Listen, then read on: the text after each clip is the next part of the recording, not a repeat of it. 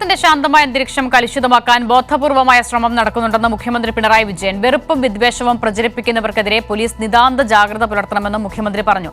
Police വകുപ്പിലെ വിവിധ നിർമ്മാണ പദ്ധതികളുടെ ഉദ്ഘാടനം നിർവഹിച്ച് സംസാരിക്കുകയായിരുന്നു മുഖ്യമന്ത്രി. എം സന്തോഷ് തയ്യാറാക്കിയ റിപ്പോർട്ടിലേക്ക്.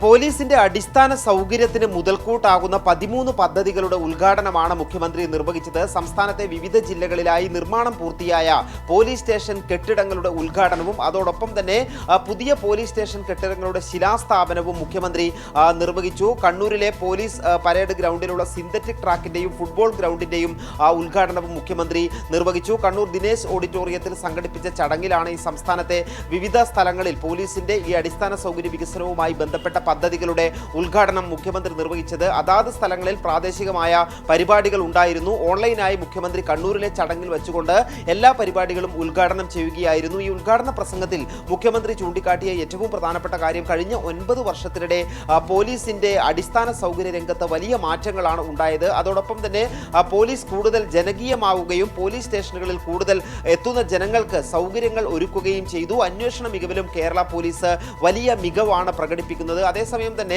രാജ്യത്തെ പൊതുവായിട്ടുള്ള അന്തരീക്ഷം പരിശോധിച്ചു നോക്കിയാൽ കേരളത്തിൽ ശാന്തമായ അന്തരീക്ഷമാണ് നിലനിൽക്കുന്നത്. എന്നാൽ കേരളത്തിലെ ഈ ശാന്തത നിറഞ്ഞ അന്തരീക്ഷത്തെ തകർക്കാനുള്ള ശ്രമങ്ങളും നടക്കുന്നുണ്ട്. വിദ്വേഷവും വെറുപ്പും പ്രചരിപ്പിക്കാനുള്ള പടർത്താനുള്ള ശ്രമങ്ങളും നടത്തുന്നുണ്ട്.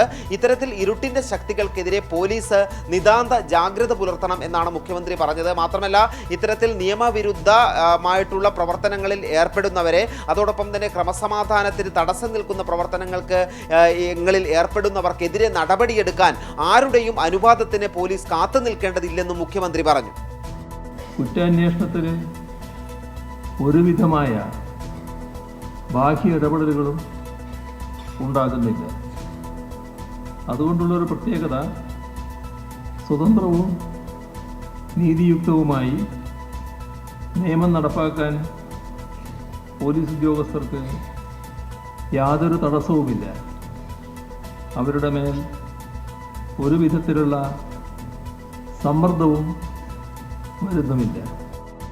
കണ്ണൂർ ജില്ലയിൽ വിവിധ പരിപാടികളിൽ പങ്കെടുത്ത മുഖ്യമന്ത്രി ഈ പോലീസ് വകുപ്പിന്റെ കെട്ടിടങ്ങളുടെ നിർമ്മാണ ഉദ്ഘാടനവും ശിലാസ്ഥാപനവും കൂടാതെ കണ്ണൂരിലെ പ്രധാനപ്പെട്ട 2 പദ്ധതികൾ കൂടി ഇന്ന് ഉദ്ഘാടനം ചെയ്തിട്ടുണ്ട്. ഒന്ന് കൊടുവള്ളി റെയിൽവേ മേൽപ്പാലമാണ്. ഈ പ്രദേശത്തെ ജനങ്ങളുടെ വലിയ ചിരകാല അഭിലാഷമായിരുന്നു ഈ റെയിൽവേ മേൽപ്പാലം. ഈ റെയിൽവേ ട്രാക്ക് വഴി കടന്നു പോകുന്ന വാഹനങ്ങൾ ഈ റെയിൽവേ ഗേറ്റ് അടക്കുന്നത് മൂലം വലിയ ഗതാഗത തടസ്സം നേരിടുകയും യാത്രാ ദുരിതവും നേരിടുന്ന ഒരു സ്ഥിതിയാണ് ഉണ്ടായത്. ഈ ജനങ്ങളുടെ ഏറെ നാളത്തെ ചിരകാല അഭിലാഷമാണ് ഇന്ന് യാഥാർത്ഥ്യമായത്. കൊടുവള്ളി റെയിൽവേ മേൽപ്പാലം മുഖ്യമന്ത്രി ഉദ്ഘാടനം ചെയ്തു. പൊതുമരാമത്ത് വകുപ്പ് മന്ത്രി മുഹമ്മദ് റിയാസും അതോടൊപ്പം തന്നെ സ്പീക്കർ AN ഷംസീറും ഉൾപ്പെടെയുള്ളവരും ഈ ചടങ്ങിൽ പങ്കെടുത്തു. മറ്റൊന്ന് ചേക്കുപാലം റെഗുലേറ്റർ കം ബ്രിഡ്ജിന്റെ ഉദ്ഘാടനമായിരുന്നു. അതും ഏറെ നാളായി ഈ നാട്ടിലെ ജനങ്ങൾ ആഗ്രഹിച്ച ഒരു പദ്ധതിയായിരുന്നു. അത്തരത്തിൽ പ്രധാനപ്പെട്ട 2 പദ്ധതികൾ കൂടിയാണ് മുഖ്യമന്ത്രി കണ്ണൂരിൽ ഉദ്ഘാടനം ചെയ്തത്. ഏതായാലും ഈ പരിപാടികൾ ഉദ്ഘാടനം ചെയ്ത് സംസാരിച്ചപ്പോഴും സംസ്ഥാനത്തിന്റെ